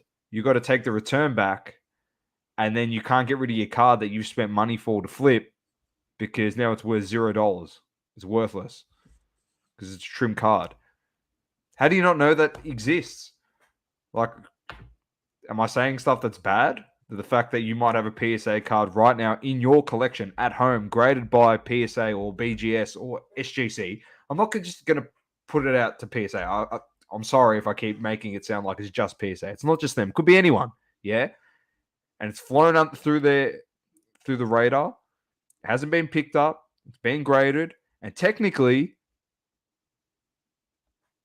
it's classified as a faulty / trim / it's not authentic. So, how do you know? You could have a whole bunch stacked up. We saw Logan Paul put that, we'll use Gary V's example. When he had that table photo where he had all those cards stacked up. How do you not know that there's 10 or 20 in there that are trimmed? Yeah, and this is what I say to people, man. Like, don't think it's like very it's common with it, and it's sorry, Sauce. It's very, very, very common with vintage cards. Very common, right? Very common. And how could you not? People go, oh, well, he's only doing this on the higher end cards, autos. Well, there's also some other cards in the hobby that would be worth trimming. Like you got some, for instance, like a upper deck rookie exclusive LeBron James. You get that in a PSA 10, it's still an $800 card, $700 card. At the peak of the market, there was a $3,000 card, right? So if you get that, if you find those, buy those raw, and you could trim them and then send them in, then why? And they can potentially get through. Now, look, the word on the street that someone has told me, and this is why they go after the newer sets and try to get them through, is because there's no communication. And this is something that we've spoken about. There's no communication between Panini, right, who create the cards, and the grading companies, that they know exactly what the centering is, exactly what the dimensions of the cards is supposed to be, right? So they go after these newer sets to get them in so that when they trim them and they go through, as long as it fits within their guideline at PSA of what a card size should be, right, then it's all good and it gets graded through, and they don't know any better because this is like one of the first graded cards that comes to them, because they send these through on like a 1-day express or 2-day express service when the product first drops, and they don't know the actual centering of what the card should look like. So this is like some of the first cards they've seen, so they sort of take it on judgment. I think that's a bit of bullshit. I think, that's a bit of a cop-out if you ask me, but it just once again goes to show why, when Fanatics takes over, and we've put this into existence, and it's been acknowledged by Josh Luber, right, that there needs to be communication between the card manufacturer and the grading companies so that we can have when it comes to patch autos, we know what the patches are in there. When it comes to centerings of cards or cards, we need to know what the centering actually is supposed to look like, so it can help us when we're submitting cards, and it can help the graders when they're grading the cards. This communication needs to be open and honest between the two parties and with people within the hobby, so that we can have a safe and better hobby experience for everyone. Like, I'm only saying this because I think it will actually be an improvement on what already is here. And, hopefully we'll stop Wax Museum Podcast having to freaking catalog every freaking NT RPA to make sure and prevent other people that they're not buying a fake patch or a changed patch. Like, that is something that should be cataloged by the company who creates the card, especially when cards now of that nature can go for thousands and thousands of dollars. Couldn't agree more.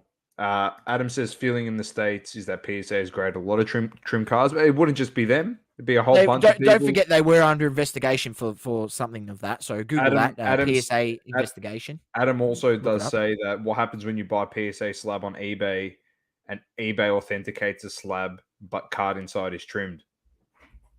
That's all I can do is this. I don't know. I think Adam, they only do the authentication thing for raw cards. They don't, if it's slab, they just take the slab as the authentication. They don't do it for raw cards. Manny says, I have a question. How the fuck do people catch this stuff? Do we have some Inspector Gadgets in the hobby? Manny, there's people that have been in the hobby for so long, so much longer than a lot of these content creators that have just popped up out of nowhere, that have been in the hobby for 2 years, and popped up as a content creator. Like, I've been in for literally 18 years and I popped up as a content creator, source on a much less time frame, but I can't pick that stuff up, but someone that I know can pick that stuff up and see that shit from a mile away because they've been in the hobby for so long and they've seen and dealt with so many cards. Like, it's unbelievable. And it's the same thing, Manny, and to people listening, it's like, how do we pick up people that shill bid? How do we pick up people that have got create fake cards? How do we pick up, there's just people that know the products and know the cards and what they're like, the stock of the cards, the dimensions of the cards. These people are literally like fanatics, like hardcore hobbyists, and they know, and they'll call it out, and they're not afraid to. They're always watching. That's right, Adam. Hobby police always watching, mate.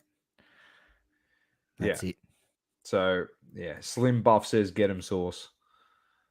So, I like the dings and dents associated with vintage cards. It adds character. I don't like them to mint, but I'm weird, maybe. That's okay. So that's it on the trim card source. We'll just quickly go over to gold and have a bit of a run through. If you can get that up, and if you go to the latest auction, you just set it from most expensive to least expensive. It is the fifth one there, which is lot 41 of the last auction. which is a 2020 Topps Chrome F1 Superfractor 101 of Lewis Hamilton. There it Now, is. my favorite part of this is the winning bid was 750,000 USD. There was $150,000 worth of buyer's premium just for you, Source, added on top of What a that piece of shit. to bring it to 900K. I swear to God, if I'm paying $150,000 buyer's premium, I want that card personally flied to me with a bodyguard and from the And Ken airport Golden, again. on a freaking in a bloody a brink truck, you know, one of the money trucks, Back it up. delivered to me in one of those. That is a joke. 150 grand buyer's premium. What a joke. It said 750,000 is the winning bid, and then with the buyer's premium, the final price is 900,000. It's crazy. Anyway, there's the Lewis Hamilton, the most expensive F1 card on the market. Now, this presents now a new discussion source that needs to be had on the Futera Lewis Hamilton that sold for 230K recently. If that card does not get like blown up beyond 500,000 US, fuck, like I don't know. I don't get it. Like I don't. Source. And we know someone here in Australia that has that card signed by Lewis Hamilton. With his Actually thumbprint signed on it. with his thumbprint. Yeah. Yeah. Now, Adam, I think you've misheard us, mate. It wasn't 150K. It was 750K with an extra 150K buyer's premium. So the total price was 900,000 US dollars. Yes, you heard that right. 900,000 US dollars. That was the total price, not So that 150,000. is over $1 million Australian dollars for that card in a PSA 7. Pop one because there's only one. Yes, Adam, fuck me is literally the reaction everyone should have. Manny says Golden has the worst platform to review past auctions. You want Tales of the Crypt to bring it out to you. Once again, this is where I'll just say, ladies and gentlemen, we were saying on this show, buy the boxes that this could have potentially been in for 600 Australian dollars at one point. That's what we're telling you to buy them. Now they're $5,000, and there's no point collecting the fucking product because all these have been pulled. All these have been pulled, and we're still buying them for $5,000. Like, what the hell's the matter with you people? I actually don't comprehend that. You people actually lemons. I don't comprehend the fact that the boxes are going for $5,000 when you're not even guaranteed an auto in the box. And what are we chasing? Freaking sticker autos of so many Hamilton. Cards have been pulled, man, as well from like the print run. Like, what are we actually collecting? And they're still going up, especially Sapphire. There's no autos; it is numbered cards, and that's getting open to the moon. So the print run on the cards, like, they're diminishing. People have got stashes, man. People have got stashes. Yeah, I know. It's good to see though in this golden auction. If you bring up the homepage, so it's good to see that at least a LeBron James is up there. That sold for $1 million, just for me. Yeah, another one, just another one, and it's not even a good patch. Like that's a really poor patch. That's a shit patch. Cards. But it's good to have that there. Tom Brady, Derek Jeter. This is really cool. I'm not sure if you caught this one. The Lionel Messi game. I did. Jersey, and there is surprisingly, and anyone who is savvy, there is actually there it is there, right? There's him holding up the jersey. It was a El Clasico match where I think he's played amazing in that game. And got a standing ovation from the crowd. There was also an Adrenaline XL card. I'm not sure exactly what the card was. Someone did send it to me. If I can find it, I'll bring it up and show you. But I think the price might have pumped in that already. But after people seeing that this jersey sold for that much, they went on to buy that card, and that card where he's doing the same. He's actually doing it's a photo at that game showing it bumped up in price. So I don't know whether it has any correlation, but it's interesting to see that a jersey sale affected what would you call it? You'd call it like a famous moment Yeah, in the history of Messi. You know what I mean? So it's pretty cool that was the case. Adam Ja says Morant, that NT, Adam says the 500K. F1 collectors are a different breed. Rich man sport, trying to create little rich man's pocket in the hobby. Manny, of course, with the Messi, the GOAT. Adam said someone paying 9K for that is almost as bad as Dom's glasses. This I is pretty love it. cool, Dom. This is a Fleer 1986 Fleer set. Everything but the Jordan. But Everything in a the gem mint but the set. non rookie of Jordan. Yes, correct. So once we chuck the Jordan on there at about 250K, this comes to around about a $550,000 sort of You don't need to investment. apologize, Adam. You can bag me to your heart's content, mate.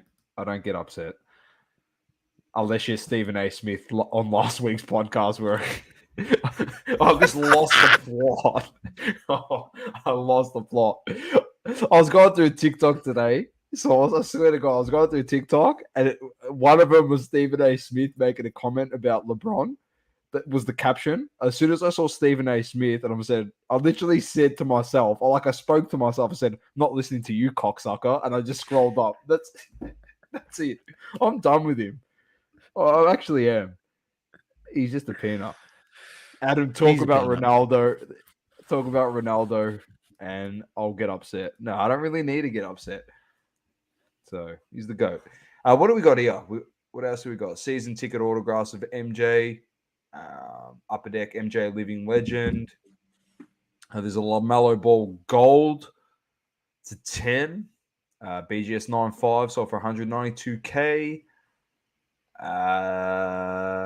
Kevin Garnett home jersey from the NBA Finals. Source. Very nice. So for 151, there's a LeBron James playoff game used signed and inscribed Miami Heat home jersey, photo matched for 126K. Lou Gehrig, Kobe Bryant jersey. Another jar there. Luka the Don. Brady, Jordan. Who's that there? Connor McDavid. Here's a factory sealed hobby case of Bowman Chrome football. Went for 92K source. Dual logo mans of LeBron and D Wade. 12-13 Panini National Treasures. 90,000. Another Zion. There's a Lionel Messi National Treasures. Is that on card? To 5. That's actually really nice. It'd be nice if you could bring it up. But anyway, I was looking at something else, Dom. I was trying to find that card. Here's the card here that I was talking about, the Messi card. So there That's it is. awesome. That's actually pretty sick. That's actually a really nice looking card. Yeah, so FIFA 365, Adrenaline, 2017 Panini Adrenaline, 365. This was brought to my attention by Pedro Delafour. So shout out Pedro. And it's pretty cool. It's 500 goals for Barcelona. Has the date on there. It's a Panini XL Adrenaline card. But as far as I know, it's the only card that has that famous moment. So I don't think there's any other card out there. So it's pretty cool. If you ask me. So yeah, maybe something you can get on people's radar. This one's on auction at the moment. It's got 15 bids. It's got 5 days to go. SGC 9, $51. We actually said it was going to go 6 or 7, Adam. No, we didn't say you get swept. We said you lose to the Nets, but it goes 6 or 7. But you ended up sweeping the Nets. Adam said, "Who's Ronaldo? I don't know who he is. Beckham is the GOAT." Says Global. Manny said, "Some guy who's leading his team to Europa." Actually, you're wrong, Manny. He's not even leading us to that. So get your facts right. Conference League, mate. He's leading us to sixth spot, mate. Ronaldo played for Brazil. Yes, he did. That might be something you need to ask me on what are we doing here, Source, about that guy, about Ronaldo Nazario. Adam says Harry Kuehl is the GOAT. Manny says Global, he's the better Ronaldo. Hey, like I said, you asked me about him, and I'll give you my true opinion. He's actually, yeah. The teaser This is, in this my is a pretty cool opinion, card. Ronaldo that played for Brazil Nazario. is the best player to ever play soccer. Full stop. Period. Done. Like, Yeah, he's phenomenal. yeah, he's the best ever. Just because he doesn't have the stats to make and match it. But yeah, how sick's that PMG source? Signed. So this would be so anyone who's not familiar, like Mike Tyson has, I believe, a contract with Fitterman Sports. I believe. Don't quote me if I might be wrong on this, but look them up. Fitterman Sports. They're on Instagram, or you can just Google them. And he does private signings, so you can send in cards and certain things and get them signed. You just need to make sure you read what can be signed and what can't be signed. But this is definitely a very, very unique piece. Getting a PMG signed, and that's awesome. And it would have probably been at one of those sort of events. So credit to that person because they made absolute bank. Where's the And freaking you got to probably Ronaldo's and think stuff? if this person bought this card a while ago, this is 2013. I mean, I don't think that would have been too much of an expensive card. It's number to 125, maybe not too many boxing collectors, previous years. So, well done to that person. Absolutely killed it. Oh, there's some nice cards, man. Like, look at this bad boy. Speaking about him, oh, have a look at this. 2018 Eminent Source, Crown Jewels. I'll send it to you. You can bring this one up. You'll love this one. Speaking of the devil, it's got the celebration too when he kicked the goal in the World Cup. Look at that. With the most famous haircut of all time. Yeah, I know. There was a Ronaldo that did sell. There's a couple Cristiano Ronaldos in here. Obviously, the stickers here. Anyway, ladies and gentlemen, we're getting on to an hour and 40 here. We've got to wrap this up. Go check out Golden. They had some cool stuff that sold. It's always interesting to see sort of where the market is at. As much as people want to say, people will say like, oh, the market's so down, or cards are dying. It's just a weekly reminder heading to PWCC auctions and Golden auctions and just seeing some of these cards and what they're going for. I do understand not everyone can have these amazing cards, but there was once upon a time that not too long ago that these cards weren't really going for as much as what they were going now. And then that also just brings it to the point that there is opportunity. If you buy the cards early enough, they do go up in significant value. Just have to be more wiser about what you buy, ladies and gentlemen. One last thing, and then Doma, I don't really have a smoky. I mean, you can watch out for that adrenaline. I don't know if it is a smoky anymore because it's already past the event. It could be getting bumped up in price. I just think it's a pretty cool card of Messi holding the jersey. So I'm not going to take credit for that. That's Pedro who sent that one to me. But I will have a look at this last thing, and then we'll round it up, Doma, which is PWCC. A few things I was watching. I think this is interesting as Xavi rookie, even in a PSA 6, went for $126. Maybe we might be looking in the future because these are very hard to find. That might be a bargain. I think this is a bargain, even though it's a BGS 8.5. That's a Sergio Aguero rookie, 8.5, only $37. You got a Panini. At one stage, these stickers themselves were going for $40 raw, Dom. This is his first ever World Cup sticker. Cristiano Ronaldo. So $86. Neymar rookie. I understand it's only a PSA 4, but hey, for $50, I wouldn't expecting this to be going, up anytime soon. These are the sort of purchases at these sort of grades.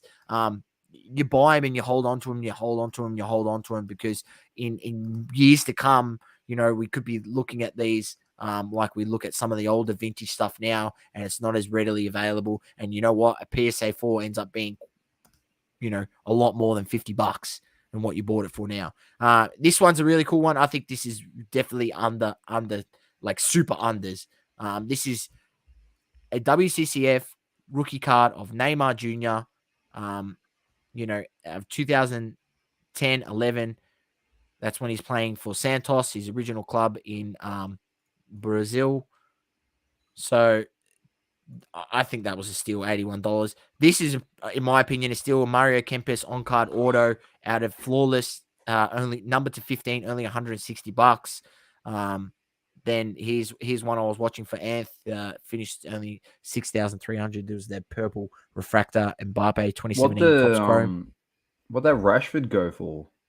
The Rashford only went for $156. I think that is super cheap. It's pretty good. Pretty cheap if you were a Rashford collector. Really nice card, only numbered to 65. Patch auto, impeccable. I thought it was just something to watch. Interesting to see that this goes for $38. Pretty good. I mean, it is a 6, so I can see why it went for 38. But yeah, just something interesting to watch. And then a few other cards that I was watching, a few Pokemon ones that I was watching and having a look at. I'm really liking. I think my smoky would be is if you're looking to buy Pokemon, I think now's a good time. The market's really down. I was looking at some Mewtwo cards and Snorlax cards and Rayquaza. The 3 guys that I like to collect, or 3 Pokemon that I like to collect and buy cards of. And cards that I was seeing, 6-8 months ago were however much they were, they've come down a lot. And I think, if there was ever a time for you to start getting into the Pokemon space, if you did want to buy some Pokemon cards, now would be the time. I just feel like the market's pretty well down. It's cooled off a little bit. Yeah, it's cooled off. Actually. I mean, it was a Snorlax Jungle first edition, mind you. I understand it's a PSA 8, but it's only $33, and it's one of the most synonymous Pokemon. And when you talk about Pokemon, everyone knows Snorlax. And it's only $33. It's a sick looking card too. I've got that card actually. Yeah, I do understand it. It's a PSA. I get it, but it's a first edition. So that also limits the print run down. I'm not sure what the total pop is, but it seems cheap. It seems cheap. I could probably look that card up and go back 12 months, and I can guarantee you a PSA 8 was not going for $33. Yeah. Done. Very nice. Manny says for me to get that Ronaldo haircut. I might have to get it and then bleach it blonde. Yeah, that'll be next school holidays. At the end of the year, it's gone blonde again. I'm actually not going to go blonde this time. I reckon it could be that platinum gray. Oh no, he's going to go Anthony. Silver Fox. They look like Silver Anthony Fox from Ajax. Yeah, it's not a bad one. What do you reckon? I might have to do that. I might have to do bright yellow for a lemon. I already am a lemon, mate, according to Manny. Well, you copped the lemon from Manny, so I can't fucking believe that. He comes onto our show, makes it his show with you, gives me a lemon, which I've clipped, mind you, which I'm going to be posting on socials for the content, so you can all have a laugh. Any last comments? Ozcard Dad says, are these saucy smoky? They always are smoky. Adam says, I'm chasing the ultimate Pokemon card, Tyranitar, alternate art. Looks like he's been on a massive bender. Global says, get the double coverage colors in my hair. Wouldn't be too hard. I just need to add the pink and the blue. I'm already a third of the way there. That's it for this week, episode 96. We're closing in on that 100 episodes. Now, Source, a bit of a public service announcement to people that are in here. There's 8 people watching this live. We're trying to grow our YouTube channel. All right. If you know anybody out there, please share it. We've got some really sick content ideas. If we can get out there and do it, we'll get it to you. But we're going to try and bring some new content, obviously for our YouTube channel and stuff as well. But please share it out there. We really do appreciate it. Yeah, we don't want to go down the road of doing the run-of-the-mill 5 best players to invest in, even though, it'd be great to do that sort of stuff. And we know it gets traction on YouTube. It's sort of not the road that we want to go down. Like, we like talking about young players and who we think is good, and maybe guys that I might collect. But I've actually got a fun idea for Soccer Card Collective that I want you guys to do in the next episode. So when we Yeah. tear it up. Yeah, I mean, it seems to be when we do our tier systems, we seem to get a few views, don't we? People, we do. For some reason, people like that stuff. It's just, I don't know. They Our really do. aim, It rings true. Our aim, double coverage families, to get to 1,000 subs on YouTube by the end of the year. So if you know, I know we're nearly a halfway in. We haven't even gained about. We've only gained about 30. So come on, guys, please. This is the way you should. This is the way you compare it. All right, Card Talk Pod and us are going to hit 100 episodes at the same time. They've got a gazillion people following them. And we've got 250 on YouTube. Now, I'm not going to say that we're better. Don't get me wrong. If we were sponsored by 1:37 p.m., we'd be doing all right as well. Don't worry about that. Putting you on always helps Manny. All right? Do a collab, says Global. We can, but it doesn't always help. We're supposed to tee up with your mate there over in the States. But Global, then I went away. Freaking Doma went over to Hawaii, and we were supposed to do it through the school holidays. Don't worry. It's still on the radar. Don't worry. We haven't forgot about that. And thank you for the lead on that. We appreciate it. But on that note, Source, keep living, loving, and breathing sports. Double coverage. I'm Dom with the great man, Source. And peace. Peace. Most underrated sports card trading card podcast on the planet. Thank you for tuning in. Please don't forget to leave a review on the Apple Podcasting app. Also, follow us on socials, Instagram, Facebook, Twitter, and TikTok. Talking all sports, double coverage.